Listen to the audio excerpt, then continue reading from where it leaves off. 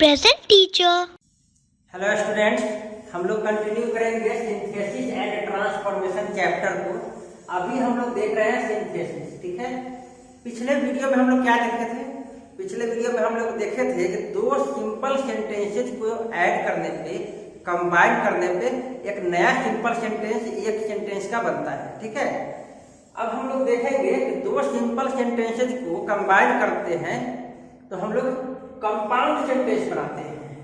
कैसे बनाते हैं? देखिए, two simple sentences can be combined, जोड़ा जा सकता है to form a single compound sentence. एक सिंगल कंपाउंड सेंटेंस बनाया जा सकता है। कितने को जोड़कर? दो को जोड़कर, या उससे अधिक को भी, पर जनरली दो का ही आता है, ठीक है। दो सेंटेंसेस, सिंपल सेंटेंसेस को हम लोग कंबाइन करेंगे तो क्या बनेगा? वो एक कंपाउंड सेंटेंस बन सकता है। कैसे?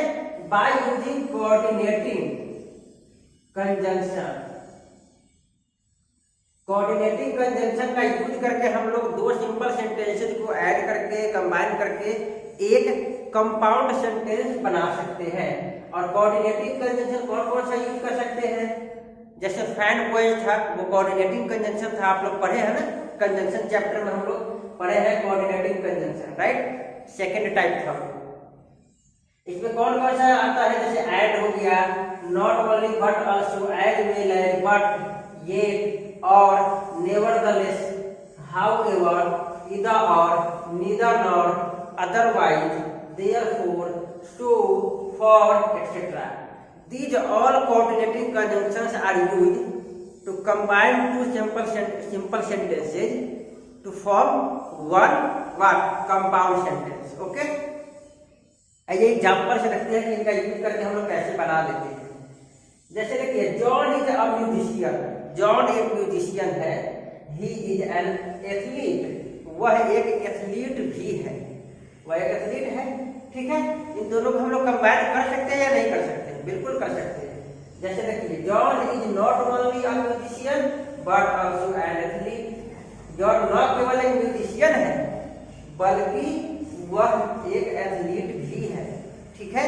इसको हम लोग दोनों को कंबाइन करके देखिए एक सेंटेंस बनाती है। और कंबाइन करने के लिए हम लोग क्या यूज किए?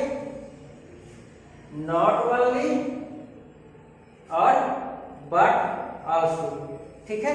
इसका यूज करके हम लोग एक सेंटेंस बना दिए, ठीक है। और ये सेंटेंस कैसा हो गया? अब ये कंपाउंड सेंटेंस हो गया, ठीक है। इट इज रेनिंग, बारिश हो रही है। The function will be held on time. Function जो है, प्रोग्राम जो है, वो टाइम पर होगा। इसका मतलब क्या होगा? बारिश हो रही है फिर भी प्रोग्राम रुकेगा नहीं, प्रोग्राम चलेगा, ठीक है, होगा। तो कैसे इसको हम लोग कंबाइन करेंगे? It is raining but the function will be held on time, ठीक है। बारिश हो रही है फिर भी फंक्शन समय पर शुरू हो जाएगा, ठीक है। तो हम लोग इसके लिए बट का यूज किए, ओके। तो क्या समझे? हम लोग दो सेंटेंसेस को ऐड करके, कंबाइन करके हम लोग क्या बना दिए? कंपाउंड सेंटेंस बना दिए, right. Ranveer is not a fool. Ranveer मूर्ख नहीं है। He is not a liar, वह झूठा भी नहीं है, वह झूठ भी नहीं बोलता है, ठीक है।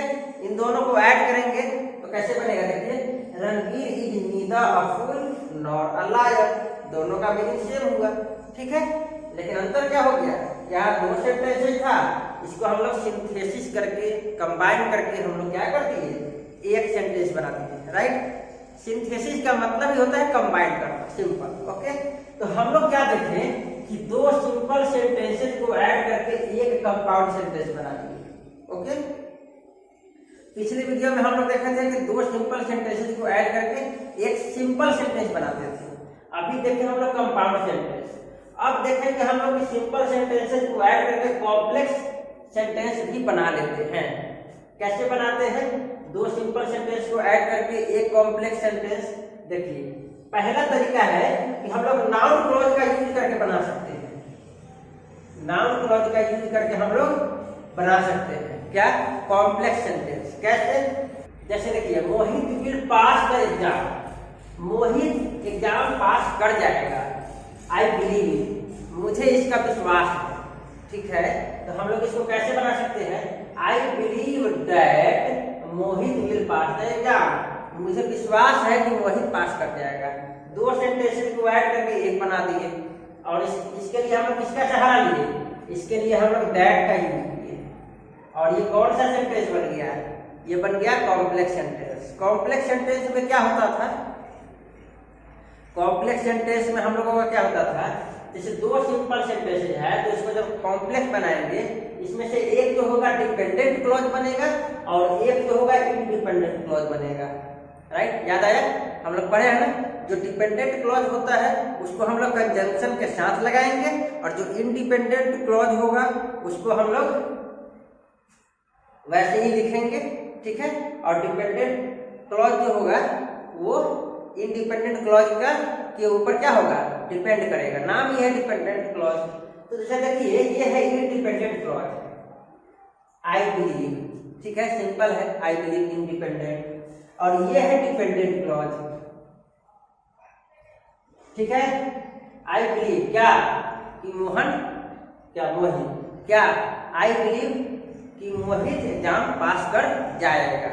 ओके, तो क्या शर्त है, ये कॉम्प्लेक्स सेंटेंस क्यों होता है, क्योंकि एक जो होता है वो इंडिपेंडेंट होता है, दूसरा डिपेंडेंट होता है, एक जो होता है इंडिपेंडेंट होता है, उसको हम लोग मेन क्लॉज भी कहते हैं, प्रिंसिपल क्लॉज भी कहते हैं। राइट,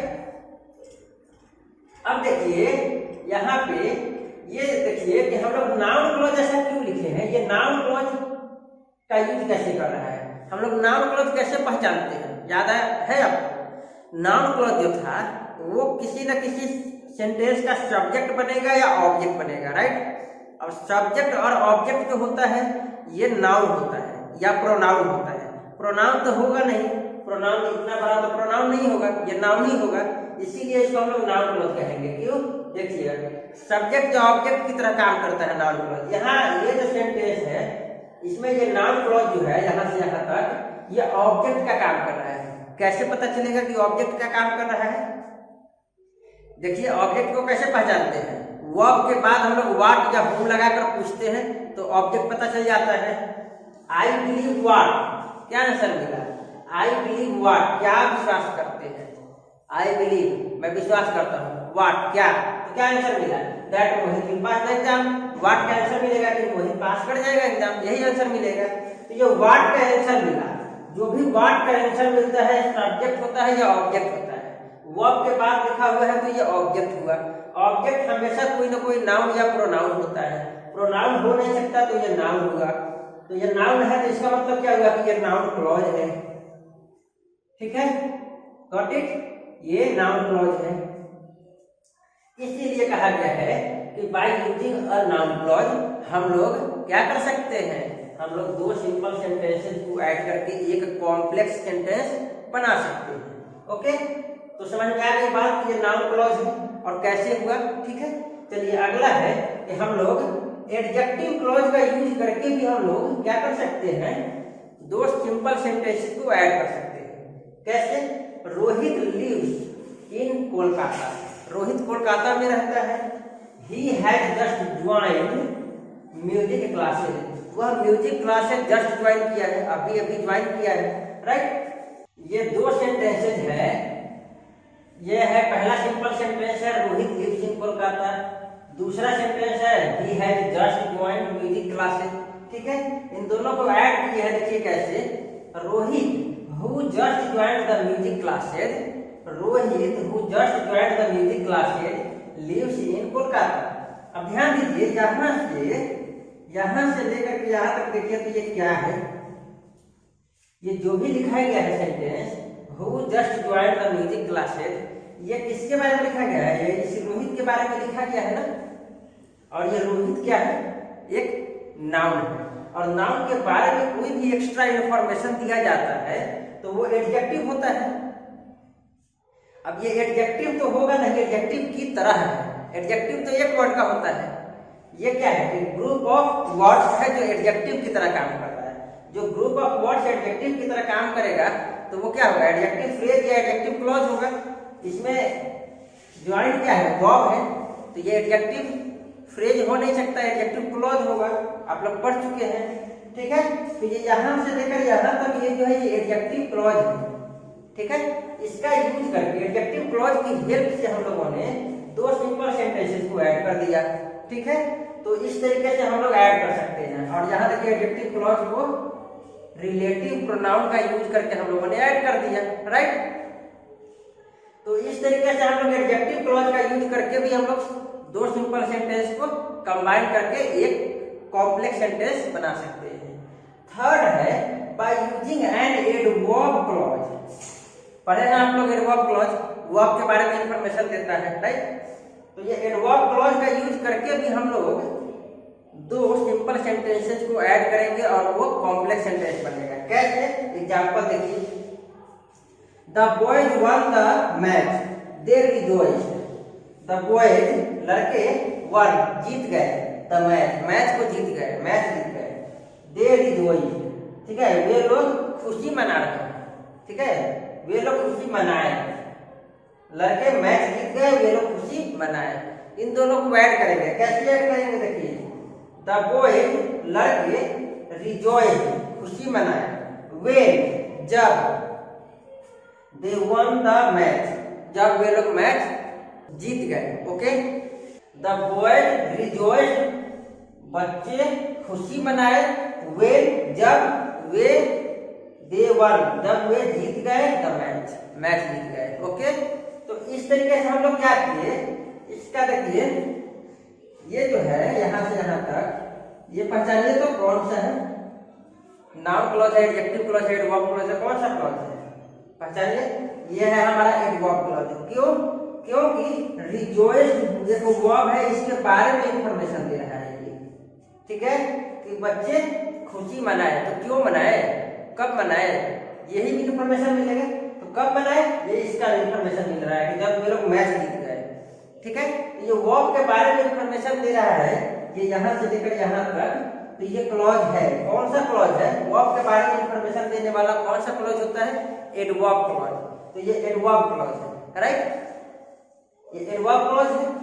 तो हम लोग क्या समझे कि एडवर्ब क्लॉज का यूज करके हम लोग दो सेंटेंसेस को, सिंपल सेंटेंसेस को कंबाइन कर सकते हैं कॉम्प्लेक्स सेंटेंस में। यहाँ एडवर्ब क्लॉज का यूज करके हम लोगों ने क्या किया, कंबाइन करके एक सेंटेंस कॉम्प्लेक्स सेंटेंस बना दिया, राइट। चलिए एक और एग्जांपल देखिए, I went to the market, मैं मार्केट गया।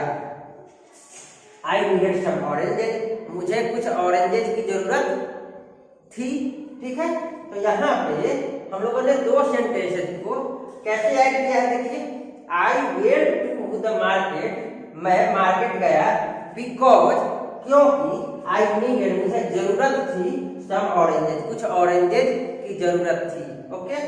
तो यहाँ पे देखिए, ये यहाँ से यहाँ तक जो अंडरलाइन किए हैं ये एक क्लॉज है। कौन सा क्लॉज है, ये एडवर्ब क्लॉज है।